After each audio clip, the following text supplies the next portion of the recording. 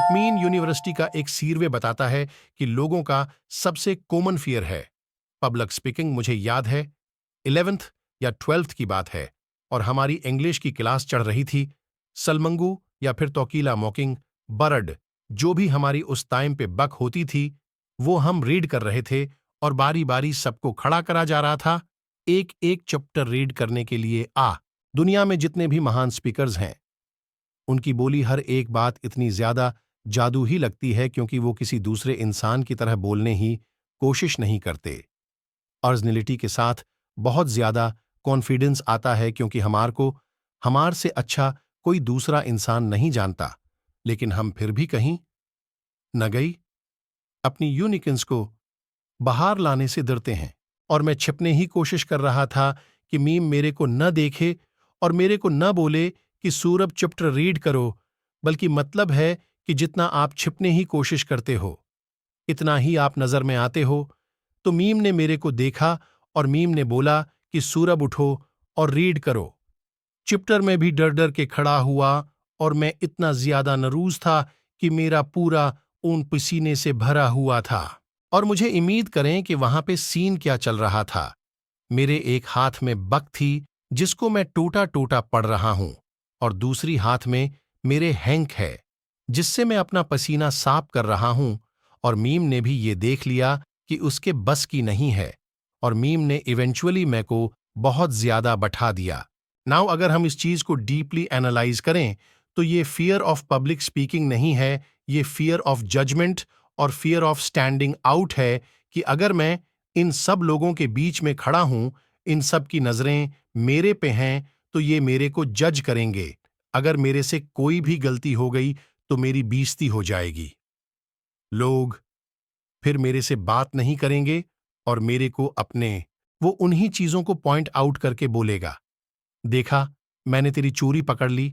उसके बजाय अपनी सारी इनसिक्योरिटीज को सबके आगे खोल लो कि हाँ ये है, हाँ मेरी हाइट कम है, हाँ मेरे बाल ऐसे हैं, हाँ मेरी शक्ल ऐसी है।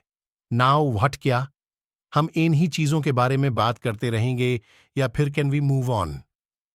जब आप इस तरीके से खुद को एक्सप्रेस करते हो तब आप बेसिकली अपनी हर बात पर अपना सिग्नेचर कर देते हो कि हाँ मैं इस तरीके से बात पर अपना सिग्नेचर कर देते हो कि हाँ मैं इस तरीके से बात करता हूं और ये मैं हूं।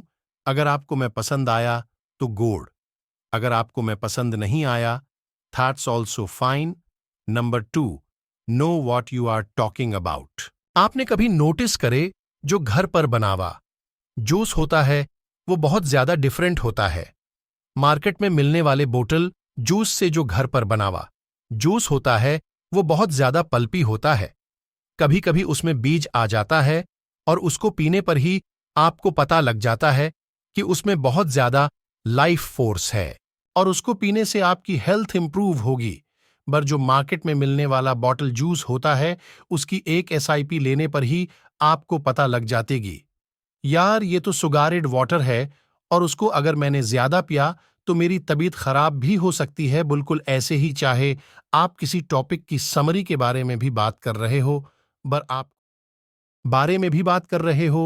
पर आपको इस टॉपिक के बारे में एक्चुअल में कोई नॉलेज नहीं है, तो ये चीज भी एक ऑडियंस क्लियरली पकड़ पाती है कि आप उस पूरे प्रोसेस से गुजरे ही नहीं हो जो उस लेवल की नॉलेज को निकालने की जरूरी था और आप पककर रट के बोल रहे हो।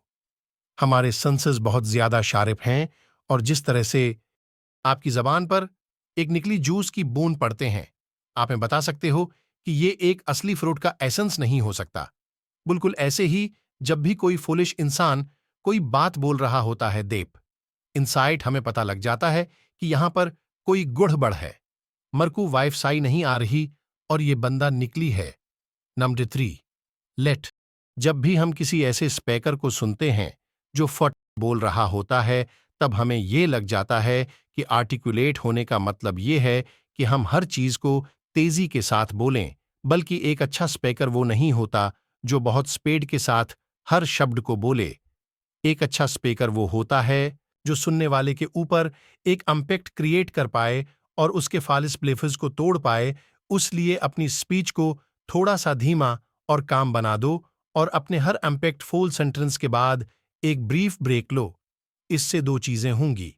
पहला ये होता है कि हम अपने हर शब्द को कंप्लीटली बोलते हैं, वरना पता हम जल्दबाजी में क्या करते हैं। इस बात को आपकी इंटरनलाइज करना। Next step, keep your eyes relax. एक अच्छे स्पीकर की आंखें आपके आगे चलती हुई गाड़ी की तेल लाइट्स की तरह होती हैं, जिन्हें फॉलो करते हो आप वहीं पर पहुंच सकते हो जहां पर वो आपको ले जाना चाहते हैं। पर एक बड़े स्पीकर की आंखें टूटी हुई तेल लाइट्स की तरह होती हैं, जिन्हें न तो आप फॉलो कर सकते हो और आप खुद से ये क्वेश्चन पूछते हो कि ये जाना कहां पर जाता है। एक बड़ा स्पीकर इधर उधर देखता रहता है, वो आपसे आई कांटेक्ट मेंटेन नहीं कर पाता और अक्सर डर की वजह से उसकी आंखें जरूरत से ज्यादा खोली रहती हैं। इसलिए अपनी आंखों को रिलैक्स रखो ताकि लोग आप पर ट्रस्ट कर पाएं। सांड आई है सब्सक्राइब करने के लिए, लिखना के लिए का शुक्रिया। अगर आपकी जबान एक पेंट ब्रश है तो दूसरे इंसान का मंद एक कोरा कागज है। ये एक मेटाफर्स है और मेटाफर्स यूज करने से आपकी स्पीच बहुत ज्यादा कलरफुल और बहुत ज्यादा अलाइव बन जाती है।